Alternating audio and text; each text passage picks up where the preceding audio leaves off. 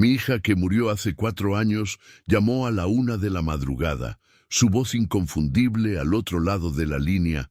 «Papá, abre la puerta. Tengo frío», susurró exactamente con las mismas palabras que dijo la última noche que la vi con vida, y en ese momento, mientras mi corazón se detenía, mientras mi mente se negaba a procesar lo imposible de esa situación, tuve que tomar la decisión más difícil de mi vida: ir a esa puerta y abrirla, arriesgándome a lo que fuera que estuviera del otro lado, o quedarme paralizado por el terror, dejando a mi niña, si de alguna forma sobrenatural, era realmente ella afuera en el frío. Pero antes de contarte qué encontré cuando finalmente bajé esas escaleras y abrí esa puerta, antes de explicarte la verdad detrás de esa llamada imposible y cómo esa noche cambió todo lo que creía saber sobre la muerte, el dolor y hasta dónde puede llegar la maldad humana para aprovecharse del sufrimiento ajeno, necesito que hagas algo por mí. Pausa un momento este relato y cuéntame en los comentarios desde qué ciudad nos estás escuchando. Y si esta historia ya te tiene con la piel erizada, preguntándote cómo es posible que una niña muerta llame por teléfono, déjame ese like para que pueda seguir trayendo más relatos que te mantendrán despierto, pero que necesitan ser contados. Porque la verdad, por más perturbadora que sea, siempre debe salir a la luz. Ahora sí sigamos, porque lo que viene es una historia que desafía la lógica, que cuestiona la realidad y que al final revela algo mucho más oscuro y humano de lo que cualquier fantasma podría ser. Mi nombre es Tomás Herrera.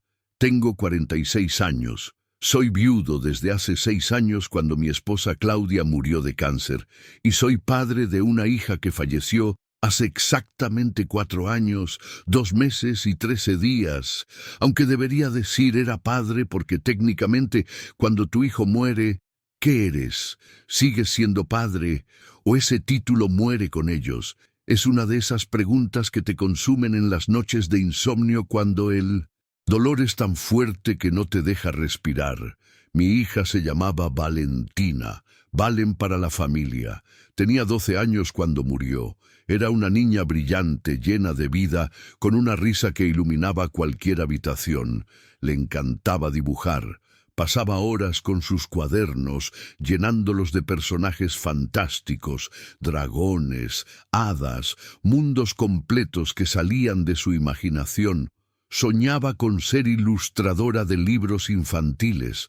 Decía que quería crear historias que hicieran felices a otros niños como los libros la hacían feliz a ella.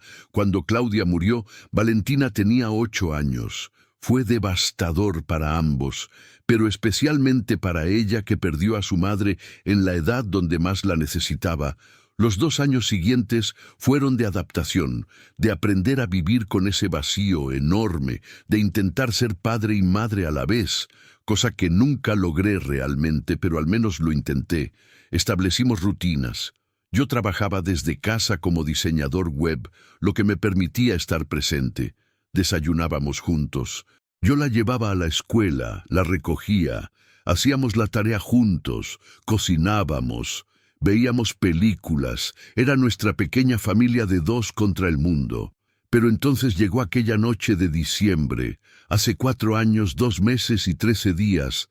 Era temporada navideña, habíamos decorado la casa juntos, puesto el árbol, luces en las ventanas. Valentina estaba emocionada porque la escuela organizaba una presentación navideña y ella había sido elegida para hacer un solo de villancico. Practicaba todos los días. Su voz llenaba la casa de alegría. La noche del 21 de diciembre hubo una tormenta terrible, lluvia helada, viento que hacía crujir las ventanas, relámpagos que iluminaban el cielo como si fuera de día. Eran como las 11 de la noche. Valentina ya debía estar dormida. Yo estaba en mi oficina terminando un proyecto con fecha límite, cuando escuché ruido en la cocina. Bajé y la encontré ahí, en pijama, temblando. «Papá, tengo frío», dijo con voz pequeña. «No puedo dormir». La Tormenta me asusta, la abracé, le preparé chocolate caliente, nos sentamos en el sofá de la sala. Ella se acurrucó contra mí como cuando era más pequeña. Vimos una película. Eventualmente se quedó dormida en mis brazos. Yo también debí quedarme dormido porque lo siguiente que recuerdo es despertarme a las 3 de la mañana. La película había terminado. La pantalla mostraba el menú. Valentina ya no estaba en mis brazos. Asumí que se había ido a su cuarto. La tormenta había pasado. Todo estaba en silencio. Subí a revisar. Su puerta estaba entreabierta. Entré para taparla con la cobija, pero su cama estaba vacía. Valentina. Llamé suavemente pensando que estaba en el baño. Nada. Revisé el baño.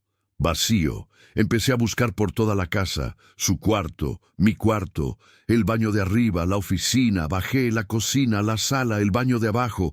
Nada. Entonces vi algo que me heló la sangre. La puerta principal estaba entreabierta.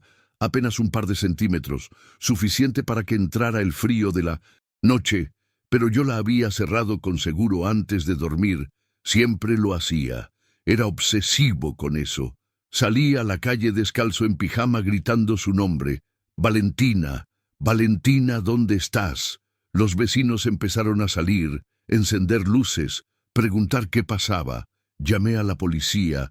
Llegaron en 10 minutos, pero se sintieron como 10 horas. Organizaron una búsqueda, policías, vecinos, voluntarios, todos en la noche helada con linternas, buscando a una niña de 12 años en pijama. La encontraron a las 6 de la mañana, 3 horas después. Estaba a 2 kilómetros de casa, en un parque donde solíamos ir, Claudia, ella y yo, cuando Valentina era pequeña. Estaba sentada en un columpio, inmóvil, empapada por la lluvia, congelada. La hipotermia había sido tan severa que su corazón se detuvo. Los paramédicos intentaron revivirla. Yo rogaba, gritaba, suplicaba, pero no hubo nada que hacer. Mi hija de 12 años había muerto de frío a 2 kilómetros de casa, porque salió en plena tormenta, y nadie sabe por qué. La autopsia no reveló nada, no había sido atacada, no había consumido drogas ni alcohol, no había explicación médica para por qué una niña saldría de su casa en pijama, en medio de una tormenta a las 3 de la mañana. La teoría oficial fue sonambulismo, que Valentina había estado dormida cuando salió, que caminó dormida hasta el parque, se sentó en el columpio, y ahí la hipotermia la alcanzó antes de que despertara. Era la única explicación que tenía sentido, aunque no tenía sentido en absoluto, porque Valentina nunca había sido sonámbula. Nunca en sus 12 años se había levantado dormida. Pero necesitaban cerrar el caso. Necesitaban una explicación. Y yo estaba demasiado destrozado para pelear. Así que acepté la explicación oficial. Sonambulismo, accidente trágico, caso cerrado. Enterré a mi hija junto a su madre, en el mismo cementerio, bajo el mismo árbol de roble que Claudia había amado, y algo en mí murió ese día también. Los meses siguientes fueron un infierno de culpa y dolor. Me culpaba por quedarme dormido, por no revisar la puerta, por no darme cuenta de que se había ido, si hubiera estado más alerta, si hubiera sido mejor padre, sí, 1000 sí que no cambiaban nada. Mi hija seguía muerta y era mi culpa. Intenté trabajar, pero no podía concentrarme. Perdí clientes, perdí interés, pasaba días enteros sin salir de la cama, sin comer, solo existiendo en un limbo de dolor. Los primeros 2 años fueron los peores. Pensé en suicidarme más veces de las que puedo contar. Solo el pensamiento de Claudia y Valentina esperándome en algún lugar del más allá me detenía. No quería decepcionarlas, llegando antes de tiempo. El tercer año empecé terapia. Una psicóloga especializada en duelo me ayudó a procesar el trauma, la culpa, el dolor. Fue lento, doloroso, como volver a aprender a respirar, pero poco a poco volví a funcionar, no a vivir realmente, solo a funcionar, a pasar los días sin querer morirme, que ya era progreso. Volví a trabajar, proyectos pequeños, Nada muy demandante, suficiente para pagar las cuentas. Me mudé de casa, no podía seguir en ese lugar lleno de recuerdos, de fantasmas. Vendí la casa donde Valentina había vivido y murió. Compré un apartamento pequeño en el centro de la ciudad, un lugar anónimo, sin historia. Empecé de nuevo, o al menos intenté. Hace un año conocí a un grupo de apoyo para padres que habían perdido hijos. Nos reuníamos cada 2 semanas en una iglesia, compartíamos nuestras historias, nuestro dolor. Era reconfortante no estar solo. Saber que otros entendían ese tipo específico de agonía que es perder un hijo. Ahí conocí a Patricia. Había perdido a su hijo de 16 años en un accidente de coche 3 años atrás. Nos hicimos amigos, eventualmente algo más. No era amor, no como lo que tuve con Claudia, era más bien dos personas rotas, encontrando consuelo en compañía, entendiendo el dolor del otro, sin necesidad de palabras. Hace 6 meses nos comprometimos, decidimos que, aunque nuestro pasado era dolor, nuestro futuro podía ser diferente, que nuestros hijos muertos querrían que fuéramos felices, que viviéramos. Planeamos una boda pequeña para este verano, solo nosotros, un juez, empezar de nuevo. Yo estaba, no feliz exactamente, pero en paz. Había aprendido a vivir con el dolor, a llevarlo como cicatriz permanente, pero no como herida abierta. Estaba sanando, reconstruyendo, mirando hacia adelante. Y entonces, hace exactamente una semana, en la madrugada del 21 de diciembre, 4 años exactos desde la muerte de Valentina, mi teléfono sonó. Eran la 1:07 de la madrugada. Estaba profundamente dormido. El sonido me despertó sobresaltado. Mi primer pensamiento fue que algo malo había pasado. Llamadas a esa hora nunca son buenas noticias. Tomé el teléfono sin mirar la pantalla. «Aló», contesté con voz adormilada. Hubo silencio del otro lado, solo respiración suave, casi imperceptible. «Aló», repetí. «¿Quién habla?» Y entonces escuché la voz. «Papá». Era la voz de una niña, la voz de mi niña. Inconfundible, imposible. «Papá, soy yo. Tengo frío. Abre la puerta, por favor». Sentí como si me hubieran sumergido en agua helada. Cada nervio de mi cuerpo se electrificó. Mi corazón se detuvo y luego empezó a galopar. «Valentina», susurré sin poder creerlo. «Mi amor, eres tú. Papá, por favor». Su voz sonaba tan real, tan ella. «Tengo mucho frío. Abre la puerta. Estoy afuera». La línea se cortó. Quedé ahí sentado en la cama, temblando, el teléfono todavía en mi oído. Mi mente, intentando procesar lo imposible. Mi hija muerta acababa de llamarme. Había dicho las mismas palabras exactas que dijo la última noche que la vi. «Papá, tengo frío». Era imposible. Los muertos no llaman, los muertos no hablan, los muertos no piden que les abran la puerta. Pero yo había escuchado su voz tan claramente como la estoy escuchando a ti ahora. No era mi imaginación, no era un sueño, era real. Me levanté de la cama con piernas temblorosas. Mi apartamento estaba en silencio total. La calle, afuera, oscura y vacía. Caminé hacia la puerta principal. Cada paso se sentía como caminar en concreto húmedo, pesado, aterrador. Llegué a la puerta y me quedé ahí parado, la mano en el picaporte, el corazón latiendo tan fuerte que podía oírlo en mis oídos. ¿Qué había del otro lado? Era realmente mi hija. Había regresado de alguna forma. Era su espíritu, su fantasma, buscando paz. ¿O era algo más oscuro, algo malévolo que tomaba la forma de los muertos para atraer a los vivos? No lo sabía, pero tenía que averiguar. Giré el picaporte, abrí la puerta. El aire frío de diciembre entró como una bocanada. Afuera estaba oscuro. Las luces de la calle iluminaban tenuemente la acera. No había nadie. Busqué con la mirada. Izquierda, derecha, nada. Ni un alma, ni un sonido. «Valentina», llamé al vacío. «Mi amor, ¿estás ahí?» Mi voz sonaba desesperada, rota. Nada, solo el viento frío. Cerré la puerta, me apoyé contra ella, respirando pesadamente. ¿Qué acababa de pasar? Me había vuelto loco. Finalmente La pena me había quebrado la mente. Volví a la cama, pero no pude dormir. Me quedé despierto hasta el amanecer, repasando la llamada una y otra vez. Su voz, sus palabras. Era tan real. A las 7 de la mañana llamé a Patricia. Le conté todo. Ella escuchó en silencio. Tomás, dijo finalmente con voz suave pero preocupada, creo que deberías llamar a tu terapeuta. El aniversario de su muerte está afectándote más de lo que pensabas. Es normal. El trauma puede manifestarse de formas extrañas. No fue a trauma. Insistí, la escuché, Patricia. Escuché a mi hija, me llamó.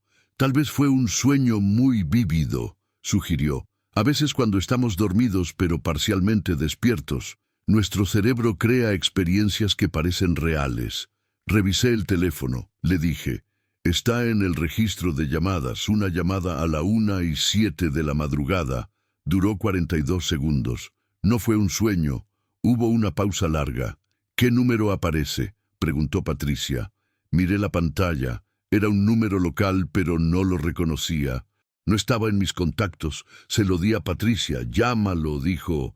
Averigua quién es. Marqué el número con manos temblorosas. Sonó 3 veces. Luego una voz grabada. El número que usted marcó no está en servicio. Por favor, verifique el número e intente de nuevo. Un número que no existe, que no está en servicio. Acababa de llamarme hace 6 horas. Imposible. Intenté de nuevo. Mismo mensaje. Patricia, ¿qué significa esto?, pregunté. No lo sé, admitió. Pero Tomás, escúchame bien. Sea lo que sea que está pasando, necesitas ayuda profesional. Esto no es normal. Quedé de llamar a mi terapeuta, pero no lo hice. Algo en mí necesitaba entender esto primero. Necesitaba saber si estaba loco o si algo más estaba sucediendo. Pasé el día investigando en Internet. Números fantasma, llamadas de muertos, experiencias paranormales. Encontré cientos de historias similares. Gente que recibía llamadas de familiares fallecidos, números que no existían, voces del más allá. La mayoría eran obvios fraudes o malentendidos, pero algunos sonaban genuinos, personas cuerdas normales que juraban haber recibido contacto del otro lado. No sabía qué creer. Esa noche apenas pude dormir. Cada sonido me sobresaltaba, esperando que el teléfono sonara de nuevo, pero no lo hizo. Pasó el segundo día, el tercero, nada. Empecé a pensar que Patricia tenía razón, que había sido el trauma, el aniversario, mi mente jugándome una mala pasada. Pero entonces, en la noche del 4.º día, el 25 de diciembre, Navidad, el teléfono sonó de nuevo. Misma hora, 1:07 de la madrugada. Esta vez estaba despierto. No pude dormir anticipando la llamada. Cuando sonó mi mano voló al teléfono. «Aló», casi grité. «Papá», la voz de nuevo, inconfundible. «Valentina», respondí. «Mi amor, ¿qué está pasando? ¿Dónde estás? Tengo frío, papá. Por favor, ayúdame». Su voz sonaba tan asustada, tan perdida. «¿Cómo puedo ayudarte?» Lloré. «Dime qué hacer. Ven a buscarme», dijo. «Estoy en el parque, el columpio. Tengo tanto frío». El parque, el lugar donde la encontraron, donde murió. «Voy para allá», grité. «Espérame, no te muevas». La línea se cortó. Me vestí en segundos, tomé las llaves del coche, salí corriendo. Manejé como loco por las calles vacías de la madrugada navideña. El parque estaba a 20 minutos. Llegué en 12. Frené derrapando, salí corriendo. El parque estaba oscuro, solo iluminado por una lámpara solitaria. Corrí hacia los columpios. Ahí, en el mismo columpio donde la encontraron hace 4 años, había una figura pequeña, un bulto oscuro. «Valentina», grité corriendo hacia ella, pero cuando llegué, cuando la luz finalmente iluminó lo que estaba ahí, mi corazón se hundió. No era ella, era un muñeco. Una muñeca del tamaño aproximado de una niña de 12 años, vestida con ropa similar a la que Valentina usaba, pero no era ella, era trampa. Me di la vuelta confundido, furioso, aterrado, y entonces los vi, 3 figuras emergiendo de las sombras, 2 hombres jóvenes y una mujer, todos vestidos de negro. El más Alto llevaba una cámara. Están grabando esto, dijo el otro riendo. Esto va a ser viral. ¿Qué diablos está pasando? Grité. ¿Quiénes son ustedes? Relájese, señor, dijo la mujer acercándose. Es solo una broma. Una broma. Repetí sintiendo la rabia explotar. Ustedes llamaron haciéndose pasar por mi hija muerta. Pensaron que sería divertido. Es contenido, dijo el tipo de la cámara. Hacemos videos de bromas para YouTube. Tenemos 2 millones de suscriptores. Encontramos historias trágicas en las noticias y hacemos bromas relacionadas. La historia de su hija es perfecta. La niña que murió de frío en un columpio. Es oro para contenido viral. Sentí que iba a vomitar. Ustedes son monstruos, susurré. Mi hija está muerta. Se burlaron de su memoria, de mi dolor.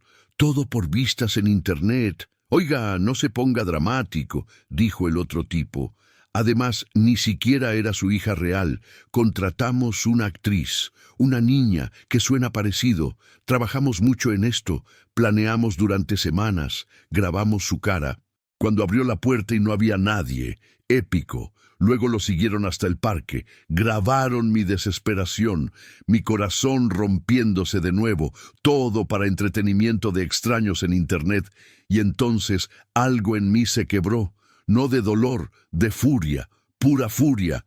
Sin pensarlo me lancé contra el tipo de la cámara, le quité la cámara de las manos, la estrellé contra el suelo, el plástico y vidrio explotando en pedazos. «¡Hey, qué haces!», gritó. «Esa cámara cuesta $3,000. «Bien», grité de vuelta. «Ahora vas a pagar tú». Saqué mi teléfono, llamé a la policía. Hay 3 personas acosándome en el parque.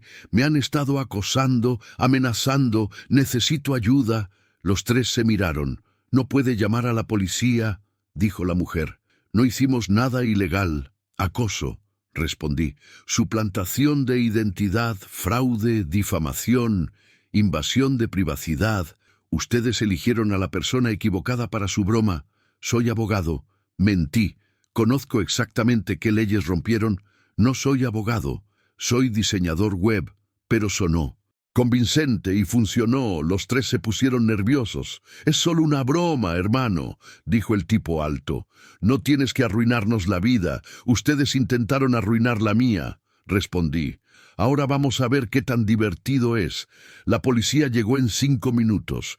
Les conté toda la historia. Los oficiales tomaron mis declaraciones, confiscaron los teléfonos de los 3 youtubers, revisaron sus mensajes, encontraron toda la evidencia, correos planeando la broma, mensajes buscando actrices que pudieran imitar voz de niña, investigación sobre mi hija muerta, sobre mí.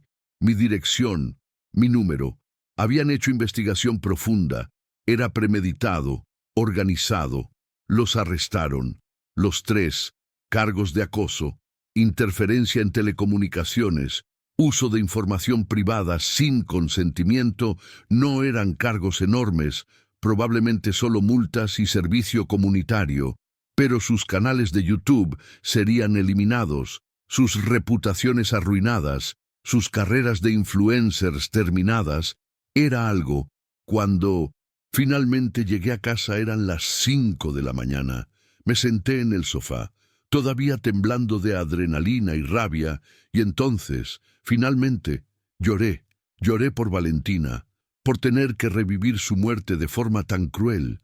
Lloré de alivio, de que no estuviera volviéndome loco, que hubiera explicación racional, y lloré de desilusión, porque por un breve momento, por 42 segundos en esa primera llamada, había creído que mi hija había regresado, que de alguna forma el universo me estaba dando una segunda oportunidad, y perder esa esperanza de nuevo, aunque fuera esperanza basada en engaño, dolía casi tanto como perderla la primera vez. Llamé a Patricia, le conté todo. Ella vino inmediatamente, me abrazó mientras yo lloraba. «No puedo creer que alguien haga eso», dijo, «que use el dolor de otros para entretenimiento. La gente es cruel», respondí, «especialmente cuando hay dinero y fama de por medio. 2 millones de suscriptores. Imagina cuánto dinero generaban, cuántas otras familias. Torturaron con sus bromas. Nos quedamos juntos el resto del día. Ella no me dejó solo, por lo cual estaré eternamente agradecido. Los días siguientes fueron extraños. La historia se volvió noticia. YouTubers arrestados por broma cruel a padre de niña fallecida. Los medios locales la cubrieron, luego medios nacionales. De repente estaba en entrevistas, contando mi historia, exponiendo a estos monstruos. La reacción pública fue masiva. Sus videos anteriores fueron analizados. Resultó que habían hecho bromas similares a otras familias, padres de víctimas de asesinato, viudas recientes, gente vulnerable en su peor momento, todo por contenido, por vistas, por dinero. La indignación fue tal que YouTube no solo eliminó sus canales, los prohibió permanentemente de la plataforma. Sus cuentas bancarias asociadas fueron congeladas, perdieron patrocinios. El tipo de la cámara que destruí me demandó por los daños, pero cuando su abogado vio el caso completo, el contexto, retiró la demanda. Sabían que ningún jurado simpatizaría con ellos. Además, empezó una demanda civil por daño emocional, angustia mental, trauma. Mi abogado real esta vez, no yo mintiendo. Dijo que teníamos caso sólido, podríamos ganar varios cientos de miles de dólares, pero honestamente no me importaba el dinero, solo quería que pagaran, que entendieran que las acciones tienen consecuencias, que no puedes jugar con el dolor de la gente y salir impune. El juicio civil está programado para dentro de 6 meses, mientras tanto he vuelto a terapia, procesando este nuevo trauma encima del antiguo. Es difícil. Algunos días siento que estoy de vuelta en el punto de partida. Todo el progreso de 4 años destruido por 42 segundos de audio. Pero mi terapeuta me recuerda que no es cierto, que soy más fuerte ahora, que sobreviví lo peor una vez y puedo hacerlo de nuevo. Patricia y yo pospusimos la boda. No cancelada, solo pospuesta. Necesito tiempo para sanar de esto antes de poder comprometerme completamente con el futuro. Ella lo entiende, es paciente, sabe que algunos traumas requieren tiempo. Lo que más me sorprendió de todo esto fue la respuesta de la comunidad.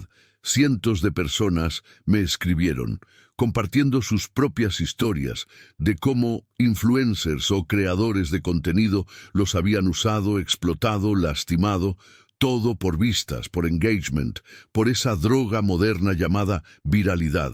Había una madre cuyo hijo se había suicidado y un youtuber hizo un video insensible al respecto. Un padre cuya hija fue asesinada y un podcaster hizo un episodio completo sin permiso de la familia. Una viuda a quien un TikToker le hizo una broma fingiendo ser su esposo muerto. La lista seguía y seguía. Me di cuenta de que esto era más grande que yo, que mi caso era solo uno de cientos, miles probablemente. Así que tomé una decisión. Con la ayuda de algunos abogados que se ofrecieron pro bono, iniciamos una fundación, Respeto Digital se llama, dedicada a proteger a familias vulnerables del acoso de creadores de contenido. Trabajamos en legislación, proponiendo leyes que penalicen más severamente el uso de tragedias personales para contenido sin consentimiento. Ofrecemos asesoría legal gratuita a víctimas de este tipo de explotación. Presionamos a plataformas como YouTube, TikTok, Instagram para que implementen políticas más estrictas. Estamos creando cambio real. Valentina habría estado orgullosa. Ella siempre fue defensora de los débiles. Incluso de niña no toleraba la injusticia. Cuando veía a alguien siendo molestado en la escuela, intervenía sin miedo. Más valiente que yo, su muerte fue injusta, cruel, sin sentido. Pero tal vez de esa tragedia y de esta segunda tragedia que estos monstruos causaron, puede salir algo bueno. Tal vez podemos prevenir que otras familias sufran lo que yo sufrí. La semana pasada finalmente visité la tumba de Valentina. No había podido ir desde el aniversario, desde la llamada. Me dolía demasiado, pero sabía que tenía Hay que hacerlo. Llevé flores, sus favoritas, girasoles, porque decía que eran como el sol en forma de flor. Me senté en el pasto junto a su lápida, la lápida que dice Valentina Herrera, amada hija y amiga, tu luz sigue brillando. Hablé con ella, en voz alta, no me importó si alguien me escuchaba. Le conté todo, la llamada, la broma, los youtubers, la fundación. Hija, le dije, sé que no puedes oírme realmente, sé que no hay manera de que me respondas, pero necesito decirte que lamento haberte fallado. Esa noche, lamento haberme quedado dormido. Lamento no haber protegido la puerta. Lamento cada segundo de cada día desde que te perdí. Pero también necesito decirte que estoy intentando honrar tu memoria de la mejor forma que puedo. Estoy luchando por otras familias para que no sufran lo que nosotros sufrimos. Estoy tratando de hacer del mundo un lugar un poco menos cruel, un poco más seguro. Espero que estés orgullosa de mí. Espero que donde sea que estés, estés en paz. No hubo respuesta, por supuesto. Solo el viento moviendo las hojas del roble, el sonido distante de pájaros. Pero sentí algo. No sé si fue real o imaginación, pero sentí una calidez, una paz, como si de alguna forma ella me hubiera escuchado, como si me estuviera diciendo que estaba bien, que había hecho lo correcto. Cuando me levanté para irme, noté algo al pie de su lápida que no había visto cuando llegué, un pequeño dibujo. Alguien lo había dejado ahí. Era un dibujo infantil, hecho con crayones. Mostraba un ángel con alas grandes, y debajo en letra de niño decía, gracias por cuidarnos desde el cielo. No sé qué niño lo dejó, no sé si fue coincidencia o si de alguna forma Valentina tocó la vida de ese niño, pero lo tomé como señal, como confirmación de que estaba en el camino correcto. Ahora, 3 semanas después de la llamada, puedo decir que estoy mejor, no bien completamente. Probablemente nunca estaré bien completamente, pero estoy funcionando, estoy encontrando propósito. La rabia que sentía, inicialmente hacia los 3 youtubers, se ha transformado en algo más productivo. Determinación de cambiar el sistema que los permitió prosperar. La industria del contenido digital es salvaje, sin regulación real, donde el entretenimiento se prioriza sobre la humanidad, donde el shock vale más que la empatía, donde las vistas importan más que el dolor real de personas reales. Pero está cambiando, lentamente. Nuestra fundación ya tiene 3 casos ganados, 3 creadores de contenido que fueron obligados a pagar restitución, a disculparse públicamente, a eliminar contenido ofensivo. Son victorias pequeñas, pero significan algo. Significan que no estamos indefensos, que podemos pelear. Además, he empezado a hablar públicamente sobre salud mental, sobre duelo, sobre trauma. Doy charlas en universidades, en grupos de apoyo. Cuento mi historia, no solo la muerte de Valentina, sino también lo que pasó después, cómo el dolor puede ser explotado, cómo debemos protegernos, cómo sanar es posible, aunque parezca imposible. La respuesta ha sido abrumadora. Cientos de personas me han contactado diciendo que mi historia les ayudó, que se sintieron menos solos en su dolor, que encontraron valor para buscar ayuda. Eso significa más para mí que cualquier cantidad de dinero que pueda ganar en el juicio civil. Hace unos días recibí un mensaje de uno de los youtubers, el tipo alto, el que grababa. Decía, señor Herrera, sé que no tengo derecho a contactarlo, que probablemente borrará este mensaje, sin leerlo, pero necesito intentar. He pasado las últimas semanas en terapia obligatoria por el juez y por primera vez en mi vida realmente reflexioné sobre mis acciones, sobre el dolor que causé, no solo a usted, sino a docenas de familias. Vi el contenido como solo eso, contenido, números en una pantalla. No pensé en las personas reales detrás de las historias, en el dolor real, en las consecuencias reales. Eso no es excusa, lo sé, pero necesito que entienda que nunca imaginé que podía causar tanto daño. Pensé que era solo entretenimiento inofensivo. Estaba equivocado, tan terriblemente equivocado. He perdido todo, mi canal, mi carrera, mis amigos, mi reputación, y lo merezco, lo acepto, pero más que eso, he perdido mi paz. No puedo dormir pensando en lo que le hice, en cómo usé la memoria de su hija para vistas, en cómo lo torturé en su momento más vulnerable. No espero perdón, no lo merezco. Solo necesitaba que supiera que lo siento. De verdad profundamente lo siento y que voy a pasar el resto de mi vida intentando ser mejor, intentando reparar el daño que causé. Leí el mensaje varias veces. Patricia me preguntó si iba a responder. Lo pensé mucho. Parte de mí quería ignorarlo, dejarlo sufrir como él me hizo sufrir, pero otra parte, la parte que Valentina habría querido que escuchara, me dijo que respondiera, así que escribí. Recibí tu mensaje, no te perdono, no puedo, no todavía, tal vez nunca. Lo que hiciste fue cruel, calculado, y causó un daño que llevará años sanar. Pero reconozco que tomó valor escribir esto, que aceptar responsabilidad es el primer paso hacia cambio real. Si realmente quieres reparar el daño, te sugiero que uses tu experiencia para educar a otros. Habla públicamente sobre los peligros de la cultura del contenido a toda costa. Trabaja con nuestra fundación si estás genuinamente arrepentido. Usa tu plataforma perdida para crear conciencia. Las acciones hablan más que palabras. Muéstrame con hechos que este arrepentimiento es real. Envié el mensaje. No sé si responderá, no sé si realmente cambiará, pero le di la oportunidad, porque eso es lo que Valentina habría hecho.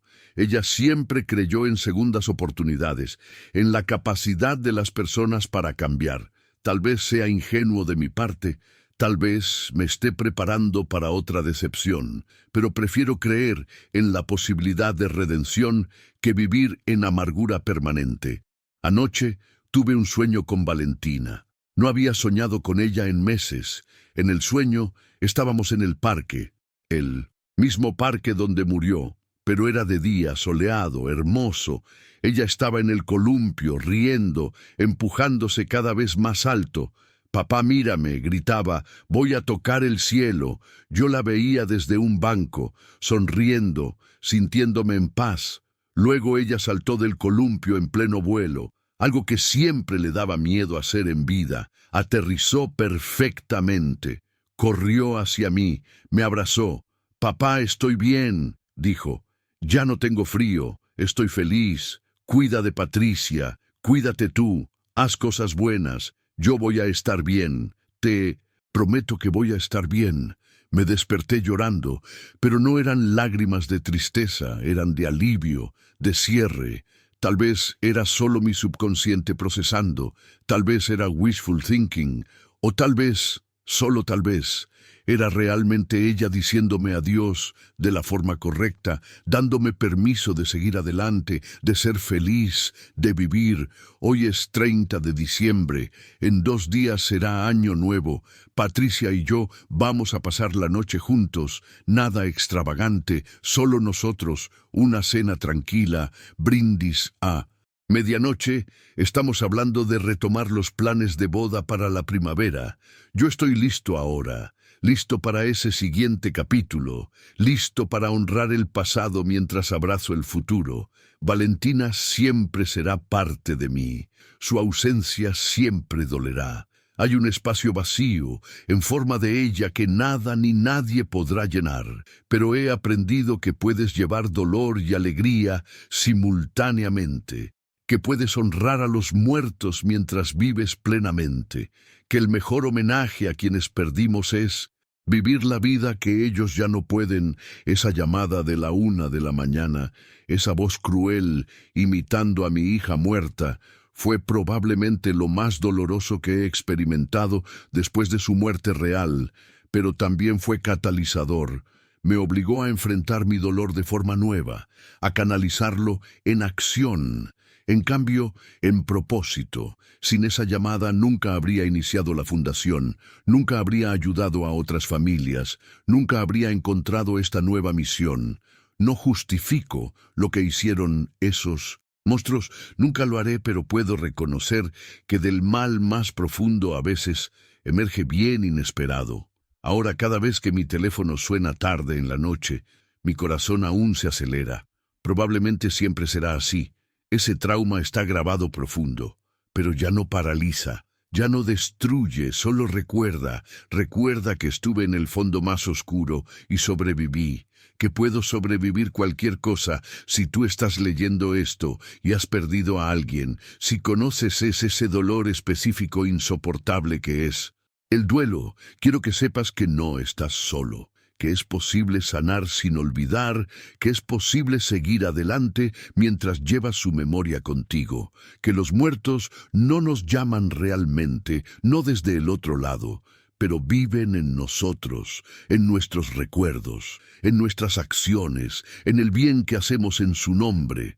Valentina no puede llamarme, no puede hablarme, no puede abrazarme, pero está conmigo cada día, en cada familia que ayudo, en cada vida que toco con mi historia, en cada cambio que logro hacer. Esa es su voz real, no una imitación cruel de unos youtubers sin alma, sino el eco de su bondad reverberando a través de mí. Y eso es más poderoso que cualquier llamada telefónica, más real que cualquier voz fantasma. Es amor que trasciende la muerte, propósito que nace del dolor, luz que emerge de la oscuridad más profunda. Mi hija murió hace 4 años, eso es un hecho que nunca cambiará, pero su historia no terminó esa noche fría de diciembre. Continúa a través de mí, a través de la fundación, a través de cada familia que ayudamos, a través de cada vida que salvamos de la explotación. Ese es su legado. No la tragedia de su muerte, sino el bien que nació de ella, y aunque daría cualquier cosa por tenerla de vuelta, por escuchar su risa real una vez más, por abrazarla y nunca soltarla, me consuelo sabiendo que su vida, aunque cortada trágicamente corta, no fue en vano.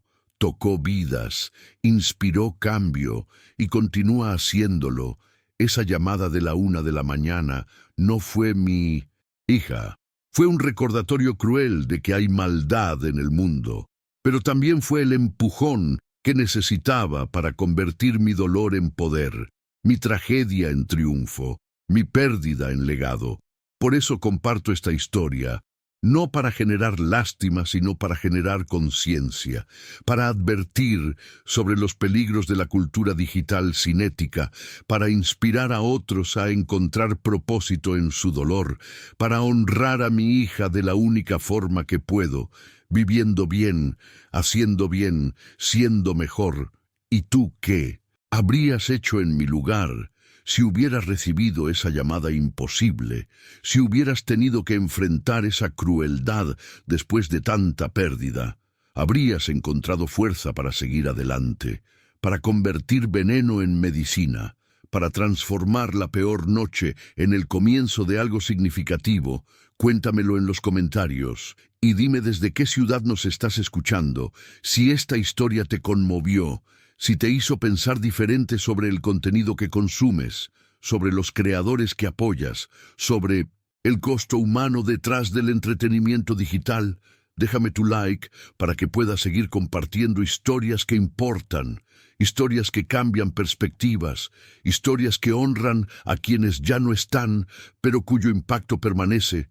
Gracias por escuchar hasta el final, por acompañarme en este viaje desde la oscuridad más profunda hasta la luz frágil pero real de la esperanza, por entender que algunas historias no tienen finales felices, pero sí pueden tener propósito, significado, impacto.